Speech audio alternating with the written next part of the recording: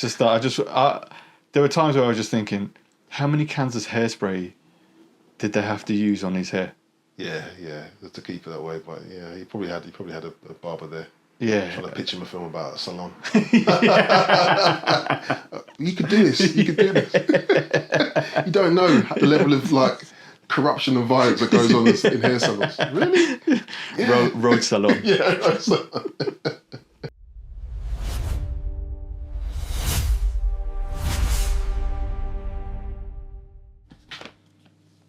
Let's clap. 1, 2, 3. Yeah. Yeah. It's all good. Yeah, Roadhouse, man. What do you think of it? I think it's a product of the 80s through and through. Yeah. I think it's very it's basically a modern day Western. Yeah, I got what you're saying. It's the first film I've ever seen where they celebrate being a doorman. Where, like, it's an art form. You know what I mean? Yeah. It's like they've made it sexy to basically stand at a door and kick people out. Yeah. You know what I mean? And it's become like you can only really have a Patrick Swayze properly pull that off. Like, he's part philosopher, he's part Tai Chi. It's all Zen. He's Zen. It's sort of like embodies his whole sort of character, doesn't it? Because like everything I've read about Patrick Swayze was like he was this sort of adrenaline junkie. Yeah, he was also, you know, a romantic. He was a musician. He was an artist. You know he what was I mean? a dancer. He's a dancer. Like all these things, all these caveats to his personality, and it all kind of like embodies itself in this character, Dalton. Yeah. You know. Because they do make references to his build as well. So you know, thought you'd be a bit bigger than. Yeah, a bit bigger. Yeah. But I just as I watched it, you know, I remember seeing bits of it years ago, but I didn't have much of an opinion on it back then. But I was watching it, I was thinking actually, this is actually quite watchable, even though it's got all the usual sexist, misogynistic sort of typical stuff of the 80s, you know. That it goes for cheap shots, you know. He's got the bare bums and all that stuff in there, but he carries that film. He carries it, you know. Like I was thinking that when I was watching it, I was watching like some other movie like 48 Hours and other ones. How many movies in the 80s did they have like a bar with a live band? You know what I mean? like how many have you ever been to a club like that where it's like it's proper kicking off and you got this live band who are like going at it like they're Bon Jovi? It's like you know Blues what I mean? Brothers did the same where they had like the net around them or whatever it was. Yeah, it's and like cage around it's them like, and I sort of think I've seen this sort of thing in this sort of scenes in films before. You know what I mean? I was thinking, but why didn't we have that over here? Yeah, I need to make a tally of films that actually do this because I watched 48 Hours that had exactly the same thing. You know what I mean? I think Purple Rain has it as well. There's quite a few movies that have like there's a band playing. Have you ever been to a bar with the band playing? I've been to like live music stuff, but it's in the background. But like they're not the main attraction. You know what I mean? Like they're in the background. I've been to one in Birmingham. Yeah, and it was really, really good. Yeah, because obviously live music is like you can't knock live music, but the one that I went to, they were playing like 80s hits. Oh really? And it was sick. Yeah, I bet that was good. I bet that was good. But that's the only one I've ever been to. I bet that was good actually because they're playing all the ones there. It's like a jukebox but live. Yeah, pretty much. I mean, yeah, that's good. But I was just. Is that an American thing? Are we missing something? Maybe, I don't know. Yeah, but probably. Like, I imagine like in Memphis and places like that. Yeah. You know what I mean? It's like a thing, isn't it? You know. But this is set in. Where's this set in? Missouri. It's supposed to be set in Jasper, Missouri. I don't know much about American states. I don't know where that is. Is that north, south? Where's that? That's a good question. I think that's mid. Is it mid? Is it? I ain't got a clue. But I liked it. I mean, you know. Trying to them sort of early scenes where they set him up is like, you know, they do that with like 80s films. It's like we need to set up the character. We need you to know who this character is straight away. You know what I mean? So straight away it's a bar and it cuts to a shot of him and he's nodding and then he looks Patrick Swayze. Yeah. Can we take some time out to appreciate that hair? Yeah, the hair, man, your hair, yeah. There was a lot of hairspray that must have been used for that hair. Yeah, he did, yeah. But he rocked it. It worked. He rocked it, and I was in aua of it. Yeah, and it worked for him. Like, there's more hair that we need to talk about later on. But just like for now, let's just appreciate that head of hair. Swayze had a good head of hair. Good hair. And he could wear tight jeans, can't he? He can wear tight jeans. Those are very tight jeans, Yeah, and he was nimble in it. He was, you know, he is nimble, isn't he? I don't know. Was this pre Dirty Dancing or post Dirty Dancing? Yeah, so he'd already established himself as that guy. But this is the thing, like, so there was a few of the moves. They don't look like action moves or martial arts moves. They just look like dance moves. yeah. It's just It was just dirty dancing his way around fucking henchmen, innit? Yeah, I know. Yeah, it's just doing it. Yeah, but and also like all the henchmen they just don't look like they work out at all. They look like unfit. They're just heavy. Yeah, you know. But in saying that, like the bad guy, he has to be probably one of the worst bad guys. Like the most unconvincing bad guy. You know what I mean? Like there was nothing intimidating about that individual. I mean, as an actor, he's probably a very good actor. I haven't seen him in much. You know what? He's an excellent actor. His name's Ben Gazzara, and he's from the indie movement. So he did a lot of movies with John Cassavetes. Yeah. And there's one film... Who's that then? John Cassavetes is... People class him as like the godfather of American independent cinema. What's he been in? That's a good question, actually. What is he... You've seen him. I can't remember what mainstream movies he's been in, but majority of the stuff... What is he? He was in... I think he was in Dirty Dozen. Oh, okay. I've seen that. But he did this film with Ben Gazzara in it called The Killing of a Chinese Bookie. Yeah. And it's a fucking excellent movie. Really? Yeah, it's a really, really good movie. Okay, I'll check that out. And then he did, I think Ben Gazzara, there was another one that Ben Gazzara was in with him, because I went through this period where I was just watching John Cassavetes movies a few years ago when I was trying to write our film. And it's just, I was just getting tips from it, and he's a really good actor, Ben Gazzara, and he was in a movie called Capone, which was one of Stallone's earliest roles. Really? But it was like it was like a really cheap, low budget. Before he did Rocky. Oh, okay, yeah. Way before Rocky, he was. Must have been 70s then. Yeah, early 70s. He's a henchman. Oh, okay. And Ben Gazzara is a really good actor, but I wasn't convinced by him in this. I wasn't convinced because he's just because he's playing like a badass, almost like a mafia boss in this town. Yeah. And they had like a little scene where he beats up on these big guys like his guys. You know what I mean? That kind of thing. Yeah, and like right at the end when he's having a 1-to-1 with Swayze, he's like, "Come on, man, Swayze's trained, isn't he? Like, he'd kick your ass in a heartbeat." Yeah, but then that's when. Yeah, that's true, but he disables Swayze a little bit by shoots him in the arm. So that's why Swayze is fighting with one arm, isn't he? Yeah, but even the size, I just don't know. I wasn't convinced. I wasn't convinced with him. But it's an out and out Western where you have this guy who's lawless. He owns the town. Everybody owes him rent. He's got the sheriff in his pocket. He's got everyone else in his pocket, and then bit by bit, the people of that town are trying to revolt against him because they've had enough. Yeah, through this guy that comes through. So you get this lone wolf who just comes in to this town. He follows his own rules. Yeah, exactly. He's a maverick, isn't it? He's a maverick, isn't he? Yeah, he's a maverick, and he does his Tai Chi at the riverbank every day. Yeah. You know, and he got that sort of. His landlord just looking at him thinking, I don't know what this is. What am I looking at? You know what I mean? He was just bewildered. That was his whole character, just looking bewildered all the time. You know what I mean? But it was like the way the landlord is talking is straight out of a Western, just like that hillbilly kind of like hasn't got a clue what's going on, but okay, cool, whatever. But I do love the character Dalton because he's got all these elements to him, but he's got really good manners. You know what I mean? Like you can kick your ass in a heartbeat, but he's got great manners. But we're going to be nice first. Yeah, you're going to be. Doesn't nice matter. First. We will be nice because there's 3 rules. 3 rules to being a doorman, basically. You know what I mean? Like, be nice. Be nice. Be nice. Yeah, basically be nice. What's the other one? I forget what they are. That was 3 rules. But I thought, yeah, he's just got a certain charisma that just works on screen. Yeah. And when I was young, watching Swayze, you don't appreciate it.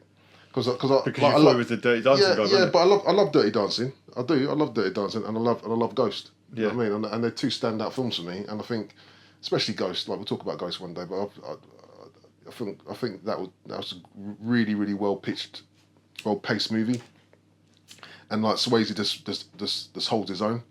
But I never really knew much more about Swayze sort of characters or anything like that he's played. Yeah. So I sort of remember like back in the day, because we didn't have Sky or nothing, that would just come on late, wouldn't it? Like a Roadhouse would come on really late, so I'd stay up and try and watch a bit of it, but end up going to bed, so I never really, and it wasn't one I was going to get on video, you know what I mean? So it was just like, I was never going to watch. So this was probably the first time I actually sat and watched it and absorbed it all in. You know what I mean? I was quite surprised that I've seen bits and pieces of it, because when it was on TV, but I never went out of my way to watch it on video. Yeah, it's always been parodied and stuff, isn't it? Like, people always taking the mick out of Roadhouse. Yeah, like Family Guy did, but it's just like, okay, what's this Roadhouse? What's it really about? What's it really about? And I watched it and I thought, actually, it holds its own. And it's very 80s, and you know, the fight sequences are silly, but I like the way that they keep it in one place, you know what I mean? So it's like just one town. Yeah. So, you know, you're keeping it in one little area. You know, the world is quite small. Yeah. So Dalton. That's why it is a western. It's a modern day western. You have this cowboy who walks into this town, stands up to the bad bar guy. Is the saloon. It's lawless, and you could tell it's really lawless because you have all that shit that goes on, and they're just all fighting each other all the time, and no one does anything. There's no real kind of law outside of that. Yeah, cool. The police don't really show up because they're in the pockets of what's his name? The bad guy. Oh, I forget his name now. Brad Wesley. Wesley, yeah. Wesley, that's it. Yeah. So he owns everyone, he owns the whole place and all that, and he could do whatever he wants and no one says anything. So it's just like, because of that, there's no police. You don't really see them turn up until right at the end. Yeah. You got to think though, like the bar gets a lot of people turning up, but actually the town don't seem that big. Town is like, dead town. It's a dead town, but this bar it's almost like a dusk till dawn type thing. You know what I mean? Like everyone just comes to this bar and it's just chaos, isn't it? Like one person throws a punch and all of a sudden it all kicks off. It's just like, when does that happen? It always happens in these types of movies, isn't it? There's never, I mean, have you ever been to a place, or has there ever been a time where the two of us said to each other, you know, should we go clubbing, yeah? Like, let's go to that club there's always fights in, yeah? Yes. You know what I mean? Where they throw shit everywhere and it's just fucking dive. Yeah. Do you fancy going there? Yeah, let's go there. Can you imagine the state of the toilets in that place? Exactly. You know what I mean? Like everyone's just like wired. They're all taking drugs or whatever. You know, they're all carrying flick knives. No one's getting patted down before they go in. That's not. You know what I mean? What the fuck are you doing for your job, innit? You're a fucking bouncer. Why are you not like? But they've got these famous bouncers though, and it's like Matey Boy, like right at the beginning when he goes, "I can take you. I can take you." It's like, okay, let's go outside. You know what I mean? It's just like. Well, what's going on here? Is that how it works then? He pulls out a knife and stabs him. Was that what it's like in the 80s when people went clubbing and to bars and all that? I don't know. Yeah, well, obviously it's a bit looser. They had Dorman clearly, but it's a bit looser. Yeah. You know what I mean? But it's just like, okay. You know, and everyone's glassing each other and it's like, woo, let's get back into it. You know what I mean? But I love the band because I think Matey Boy, he's a famous musician. Yeah, he's a blind musician. Yeah, he is. And he's good. It's good. Like the music was good. It was good. Like it's 80s of its time, but it's actually good. The band is tight. You know, and Jeff Healey, the Jeff Healey band played live in the film, and Healey was blind and legendary on the guitar. Yeah, he's good. You know, I was like, the band is actually. If I went to a club and they were playing, I'd probably get up. I'd get up and get into it. Yeah, because. Would you get up though and do a striptease? I don't know if I'll do a striptease. I don't know if the music's make me want to take clothes off, but I think the energy levels, are really good. Nah, not for that. No, but the energy levels were really good though. You know what I mean? The music was tight. You know what I mean? I thought the music was good. You know, the atmosphere was actually good for the band and stuff, but obviously when it kicks off, You can't rely on the doormen, not for anything. But they were a shit group of doormen, to be fair. Useless. Yeah, double deuce. That's what's called it. Double deuce. Double deuce. Yeah, and also as well, like you know, you kind of think at the beginning. He must have been really bored with his current job because it didn't take him much to leave it, did it? It was like 5,000 up front and then 500. Was it 500? 500 per night, yeah. Per night, and then you cover all the medical. Okay, it's like shit. I could have asked for more because you know he's going to need medical. Yeah, exactly. It was clever. I didn't get the tyre bit until his car got smashed. And like, that's why he has the tyres. Yeah. That's why he has the tyres. Yeah, of course. Yeah. So I like that as a running joke. That he picked the shittest car because he knows it's just going to get battered. Yeah, it's going to get battered. Yeah.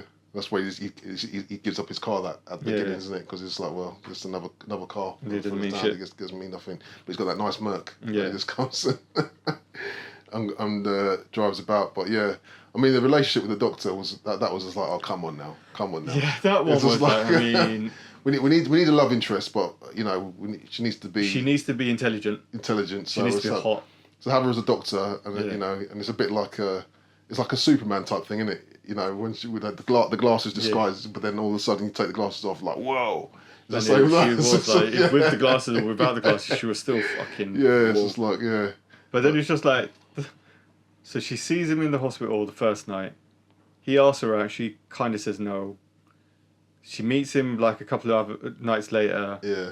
In the club, kisses him straight away. Yeah. Then the following night, they bang. That's it, done. That's it. Yeah.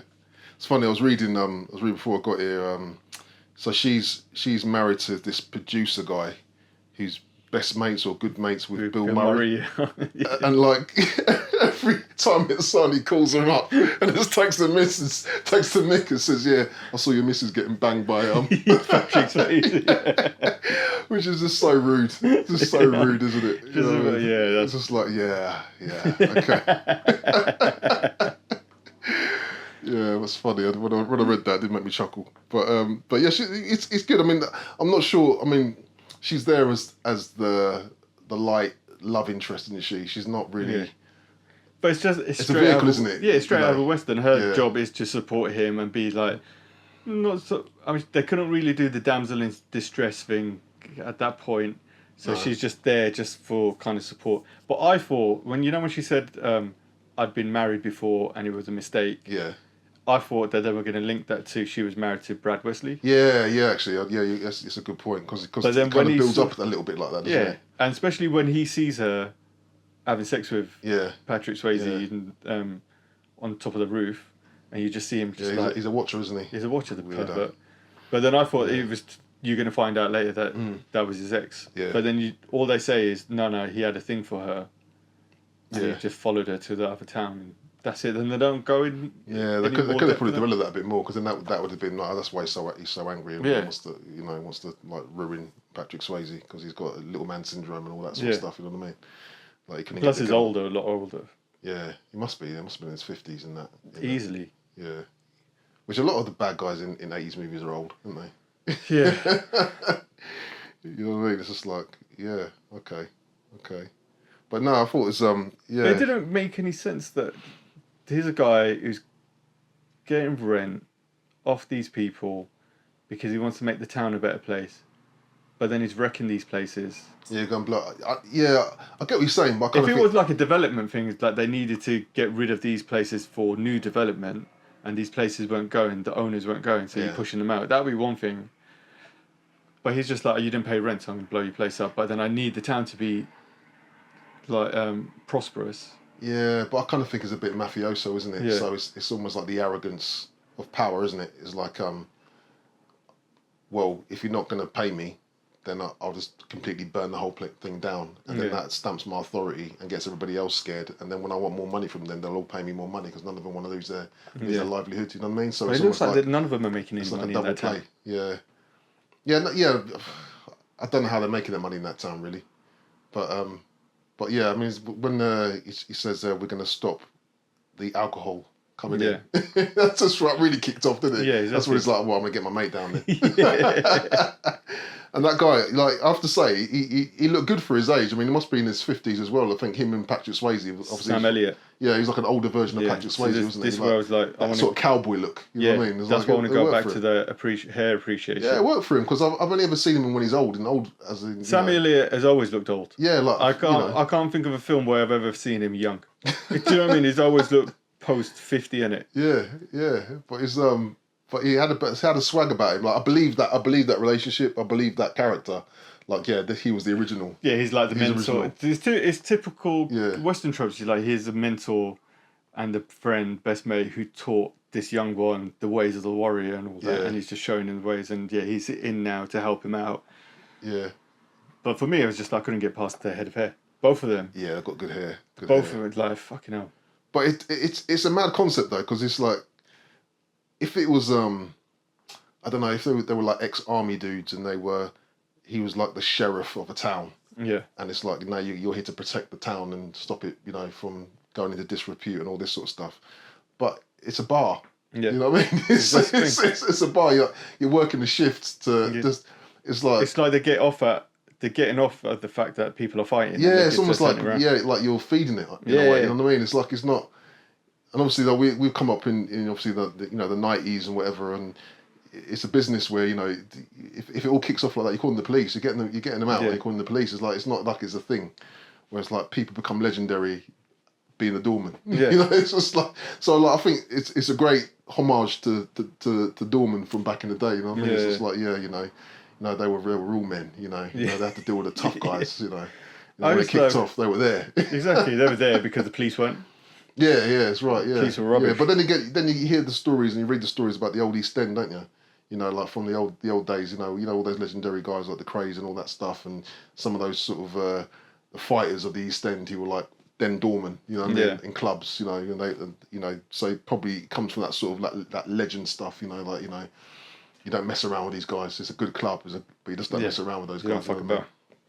Yeah, but I think it's watchable. I enjoyed watching it. I thought it was all right. I accepted it as for what it was, you know. Yeah, I mean, it's one of those ones like when you were talking about when you were a kid, you didn't really want to watch it because you thought, as far as action men go, he didn't fit the bill. Because when you thought of an action movie, you thought of Stallone, Schwarzenegger, Willis, and Van Damme and all that. Because Swayze for me was Ghost. He was Ghost. He was Dirty Dancing. He was the heartthrob. Yeah, you know, that's what he was. So when you see that, romantic. Yeah. But I remember seeing that poster like in every convenience store and like video store and all that, and I think it became like a massive hit as well on video as well. Yeah. And I remember mates talking about it, especially like because they were talking about, you know, him ripping the throat out. But I always just thought, you know what, he's no Schwarzenegger or Stallone, and I'm not going to watch it. But watching it now, I feel like I did him a disservice, innit? Because he was actually quite good at it. Yeah. There was a line I thought, did they mess up that line? Just leave it in when he says, "I used to fuck guys like you in prison." No, I don't think you did, because that's what he said. Did I hear that right? Yeah, no, you did. But it worked, didn't it? It worked as an action piece anyway. Obviously, those guys were fighting and stuff. But I thought, maybe they messed it up and just left it in. You know no, it was apparently though the fight scene. There was a lot of just free flowing punches being thrown. Oh really? Yeah. So just let them at it. Yeah. There wasn't that much choreography or whatever they call it. Yeah, and then it was choreographed by someone called Benny the Jet Urquidez, a martial arts legend. Yeah. Swayze did many of his own stunts, but then injured his knee, which was from a previous football injury. Yeah. So they kept it loose on set, lots of punches being thrown around, real bottles smashed, and then apparently Swayze and Sam Elliott became really good friends. Oh, did they? Yeah, well, it probably made it a lot more convincing then, because they come across well to me. I'm sure I saw there was a documentary about Swayze where the guy who played the baddie in it, the one who gets his throat ripped out, he said that, and I may be wrong, but I'm pretty sure what he said was when they were filming that, there was a lot of testosterone where they were sizing each other up and all that, and the fight scene went on for hours and hours and hours, and then by the end of it, they had a mutual respect for each other, and then they became really good mates after that. Oh really? Yeah, because I think they were like kicking each other's arse all day. Yeah, the punches being thrown. Well, fighters do that, don't they? You know what I mean? I know it's for acting, but you know, fighters, when you've been in a proper war, by the end of it, you're like, well, I can't, you know. Okay, let's be buddies now. Yeah, you know, we've been through it now. We felt the pain. Yeah. But yeah, I thought it was all right. I mean, there's some silly things right at the end where it all comes to that crescendo. I don't know how all those people turned up to that house that quickly. You know what I mean? Right at the end. But anyway. Yeah, you have to just let them. Again, it's straight out of a Western. You know, like these guys who they just had enough of the kingpin, and they're taking the law into their own hands and see no evil, hear no evil. And then you see the monkeys at the, you know, on the mantelpiece, you know, see no evil, hear no evil, speak no evil. Where they got the big guy, I can't remember his name now. Like, what did you see? And he was like, oh, I was attacked by a bear. A bear, yeah, that was funny, yeah. And even the police were a little bit weak because it's like, they're not going to investigate, are they? It's just like, I can't see, we didn't see anything. Okay, all right then, let's just move on and let's just clear up. And then obviously the framing of Wesley in the frame as if he's crucified as well with his arms up and all that. Yeah. But the henchmen are just the crappiest henchmen. Yeah, that's not convincing. They weren't like, you know, they were just, you can tell like they had no one to really stand up to them, so just a little bit lazy, weren't they? You know? And all of a sudden this guy's trained. It's like, oh, he's kicking our asses. Like, we've only got one guy who knows a little bit of movement. Yeah, like, exactly. You know? And now he just fucking ripped his throat out, didn't he? Yeah. He used to learn it in prison when he was fucking guys. Let's get him on it. Let's get him on the case. Sorry, you know what I mean? I was just imagining that 1 minute he's like, fuck yourself, go in prison. He's always beating him up. Yeah, that's who's beating him up. It's just like he's got a lot of issues he needs to work through. Yeah. You know what I mean? And Swayze sort of like triggered that. You know what I mean? It's just like, What do you think he fancies Swayze? Yeah, probably. There's probably something going on there. There's probably something going on there, man. But it's that's why you had to throw that line. It's that level of competition, isn't it? You know what I mean? It's just like, Do you think that's why he threw that line? Let me just throw that line in. Yeah, probably. Probably. I think I fuck guys like you in prison, and then Dalton will turn around and say, "Really? Do you fancy?" And we're like, "Oh yeah, let's go." Yeah. Well, yeah, they had a proper fight there, didn't they? Yeah. I don't know how that relationship would have worked out, but yeah, I think there's probably a bit of mutual respect there as well, because obviously they know a few moves, those Tai Chi moves or whatever they were doing. You know what I mean? So, but yeah, Swayze, man, he was good. He's a good actor. And then you see Keith David like for a little bit behind the bar. Yeah, I thought that was him. I thought that was him. But then he literally had 2 lines of work for it. Because I thought he was already making movies in the 80s by that point, because this is like late 80s, wasn't it? This is the worst part, because he did a film called They Live. Yeah. With Rowdy Roddy Piper in it. Yeah. And it's a really good film, and he's like, I think he's second billion, right. And he's really good in it. And he'd done The Thing, so he was quite big in The Thing as well. He had a big role. And I'm guessing he has other roles, but they're the ones that I could think of off the top of my head. Mark for Death came after that. But it's like, did they cut most of his lines out? Maybe there was some more scenes with him. Yeah, because it's just like, you don't get someone... He just rocks up out of nowhere, doesn't he? Like, you don't get someone like Keith David to come in and he can't get paid that much. Yeah, and just say, we need more whiskey. And then that's his only line. The opportunity, yeah. I wouldn't be surprised if there were some other scenes and it got cut. Yeah. Yeah, because they do that, don't they? They do. They overfilm and then they cut things out. Yeah, they do, don't they? Just try and keep it a little bit tight. Yeah, because you kind of think, because it wasn't even that long after that he started being the lead role or the main sort of sidekick role anyway. Yeah, in a lot exactly. Of films. But he was doing that before, in The Thing and They Live and a few others as well. So I'm really surprised that he was like a bit character just with a couple of lines. Yeah, I mean, other than Swayze in that movie, there weren't really any other actors that really popped off after that, did they? I mean, is the girlfriend? Kelly Lynch. I think at that time she had done a few films around that time. I think one of them was called The Hours. I think it was. Yeah. It was with Mickey Rourke in it, where she plays a hostage, and then I'm sure she was in a couple of other films. But that period was her period where she was like in a few films, and then she kind of just drifted. I don't think she got the roles that she wanted. Yeah, maybe. I don't think I think she's a good actor. Yeah, I thought she carried her own in this film. Yeah. I thought she carried her own. Like all the emotional bits, I believed her. I thought she wasn't just like I'm there to be pretty. I thought she was, you know. I think the character was weak. I thought she did the best that she could with that character. Yeah, I mean, it's the thing, they never really wrote great, strong female parts, did they? It's like the girl in there who just wants to fuck, basically. Yeah, it's just like... And it's just like so blatant as well, like, just like, I'm just here to be the girl that gets passed around, basically. I'm just a skit. And it's just like... It wasn't great. What's her story? And you see a bit where she's got black eye and she's doing the workout. You could have delved in a little bit deeper about what's going on there. I kind of felt for that actor, because I kind of thought, I bet you've properly trained as well. I bet you've gone through like this theatre, and I bet you've done like some proper work. And you now know you're what going to do a striptease. Yeah, and this is the level of, and they're not giving you much more than this. You know what I mean? And it's just like, I wonder what happened to her. Yeah, and also as well, like the way they set up that other female actor in there, who's he kind of really likes Dalton.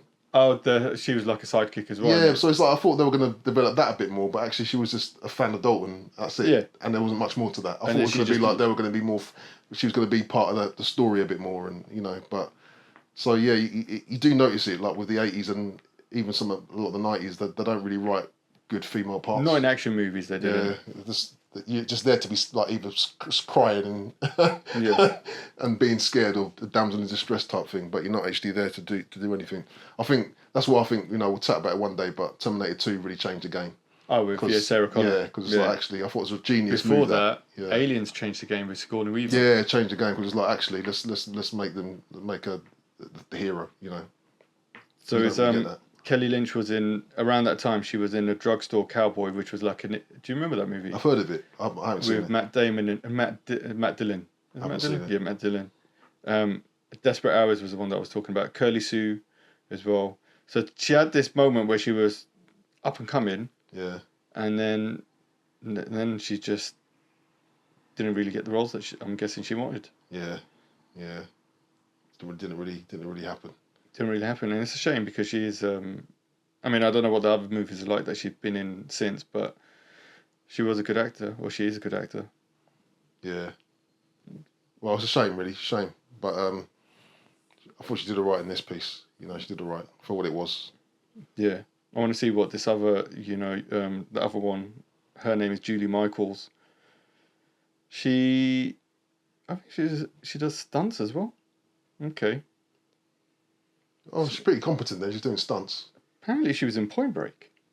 No way, was she? Yeah. I don't remember that. Apparently, she's in Point Break. Must be a non-speaking scene. Yeah, probably. Maybe but she was in the background. Maybe she was in the house party. Maybe, yeah. Apparently, she's done She's done fight scenes and stuff. And what was her biggest movies here? It was Roadhouse.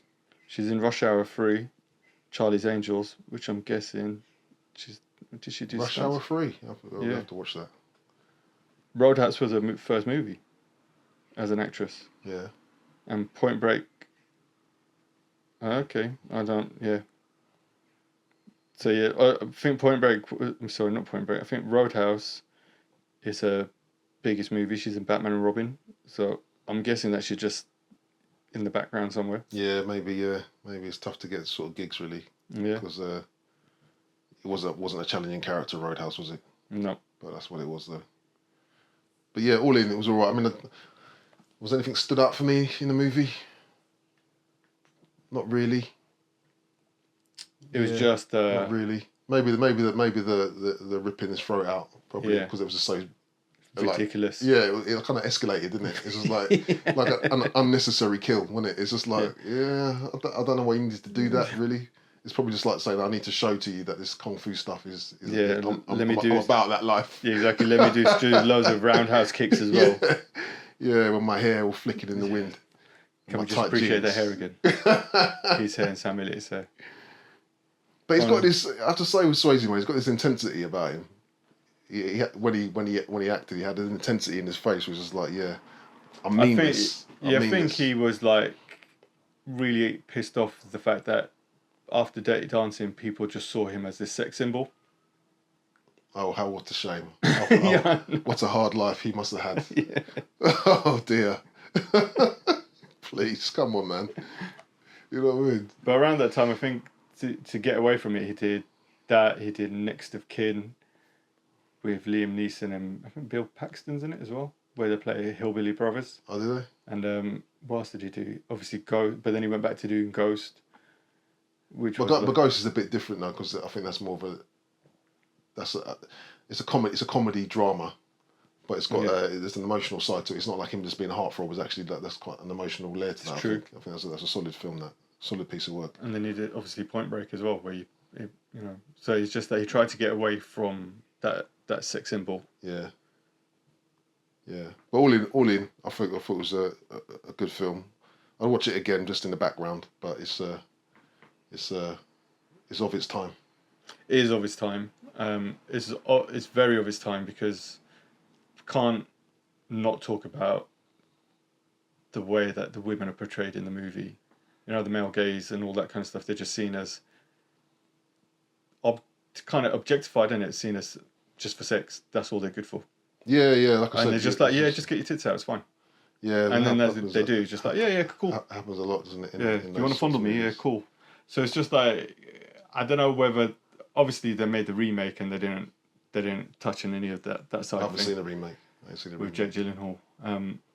What the difference is with the Jake Gyllenhaal one, he's an ex-UFC fighter. Okay. But they do have the doctor element in it as well, and I think they have more lore involved in it. Yeah, I haven't seen it yet. I need to watch it. I ain't seen it yet. Yeah. It's all right. But even that, with the Jake Gyllenhaal version, they're aware that they're making a Western, so they keep referring to Westerns as well. Oh, okay. Yeah. Because he talks to another character and she's like, "Oh, is this the part in the Western where you do this?" Is Conor McGregor the main bad guy? Yeah. Oh, okay. But then obviously this one, it was just a modern day Western that they were trying to make. Yeah. And they kind of they kind of achieved what they wanted to make, which was this modern day Western. A lone gunslinger comes into town, this lawless town, the saloon, sorry, and he just... Imagine it was a salon. That would change the whole dynamic of the movie, wouldn't it? Well, he's got the hair for it. He comes in like, some badass hairdresser from around the way comes with a spray can. It's like, I'm gonna fuck this bitch up. It's just unnecessary, isn't it? It's just like unnecessarily violent, man. It's like, can't you just talk it out? Like, everyone's got hair, man. I'm not sure we can work this out. You know what I mean? It's like, nah. You know what? I want to watch this film now. That's lone gunslinger in the salon. It's like, shit. It's like they come to attack him and shit. I didn't know it was so violent in salons, man. I just want to get my hair done. Fucking hell. All kicked off. Salon Wars. The sequel. Someone should make it. Yeah. Mad. But I think they sort of, with the original, I think it was a vehicle just to show Patrick Swayze as being a bit of an action hero, a bit of a stud still, and the character fitted him as a person as well, because from what I've read and watched about him, he was that guy. He was into it all, wasn't he? You know what I mean? He could do it all.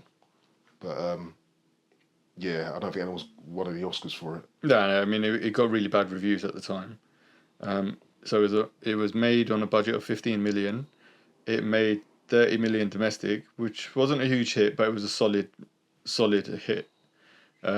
Critics hated it, said that it was cheesy, violent, and just like loads of plot holes, which we've talked about. Yeah. But people loved it because ever since then it's just like it had its own run on video and stuff. And it's gross. I mean, that's the thing. That's why I never really read critics stuff. Yeah. Because it's how you feel, isn't it? Critics do my head in, because it's about how you feel, and it's about was it an enjoyable movie to watch? It doesn't have to be absolutely realistic. It doesn't have to all tally up and marry up and all this sort of stuff.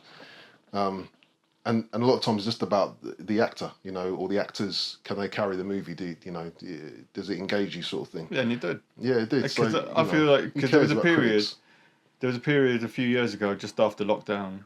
It might have been during lockdown, where I just didn't want to watch these deep movies anymore. Yeah. And so I just went through this run of movies where I was just watching westerns.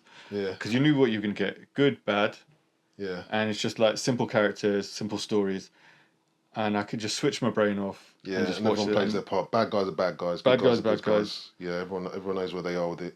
Get someone in distress. In most cases, it's a damsel in distress. Gunslinger comes in, he has to like win her over, save the day, and all that kind of shit. You know what you're gonna get. You know how it's gonna fucking. Yeah, I'm with you on that. I don't want like extra, like at that period especially. I didn't want this overcomplicated plot. Yeah, I'm with you on that. Sometimes there's some movies, man, that are just so heavy. Like what was it? I saw a little while back. Was it Manchester on the Sea or something? Or something like that. Yeah, but you love that shit though, because you get off like you wanted me to watch Nil by Mouth. It's like, why would I want to watch? Yeah, but Nil by Mouth's different. It's like, I really want to get my mind off things. Let me fucking watch Nil by Mouth. Yeah, Nil by Mouth's different though. Yeah, but it's just like, do you know what I mean? It's just like, I just want to switch off. I just want to switch my brain off. It's not completely depressing. Yeah, but it's not like watching. What's it? Is it Lincoln? Yeah, okay. It's not like watching that, you know what I mean? It's just like, hey, snooze fest. Chaz, it's Friday night. Let's just switch our brains off and be entertained. What do you want to watch? Yeah, Nil by Mouth. Yeah, Nil by Mouth is a solid film. Solid film. Let's watch a film about domestic abuse. It's not just about domestic abuse. It's not. No, amongst other things. No, I'll disagree with that. It's not just about domestic abuse. That's an element to it. It's the characters.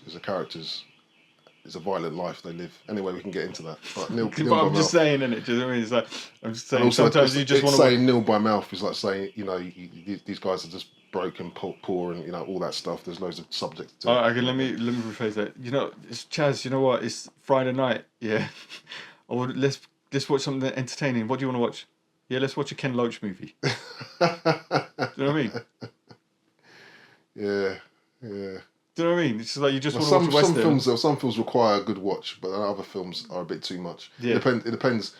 I think some films are just into themselves. You know what I mean? It's just almost like we want to go for the Oscar, so let's be really, really cryptic. Yeah. And let's let's put loads of layers to it and a bit of ambiguity in there, and let's get Joaquin Phoenix or someone. Yeah. You know what I mean? And why have that when you could just have some stupid kingpin who wants to take over the town, who runs the town? Just keep it simple. Yeah, exactly. And someone like Patrick Swayze come and, you know what I mean? Yeah, that's all you need. Yeah, so you do. That's what Switch off and then just have all the women just get their tits out for some no reason whatsoever in it. Yeah, that's how they did it now. But they don't do that now, do they? Which is good. They can't do that now. Yeah, which is good. Get cancelled. Which is good. You know, there's a lot more depth in terms of, you know, your action movies now. I think. I mean, you obviously got your Fast and Furiouses. They fit the bill. You know, when you've got your Mission Impossibles and stuff. But even then, they're like overly complicated. They have to be. I mean, like, okay, we're going off on a tangent here, but when Mission Impossible 1 first came out, everyone thought the plot was convoluted and it was just like overly complicated and everything like that. They couldn't understand it. You watch that now, it's a piece of piss. Because I watched it the other day because getting ready for the new one. You watch that now and then compare it to the later ones. Yeah, it's a piece of piss. You just think it's a really simple plot. Yeah. But anyway, we just digress. Yeah, watch that another time. Yeah, Roadhouse, simple but fun. Simple but fun, yeah, and great hair. Amazing hair. Fucking amazing hair, man.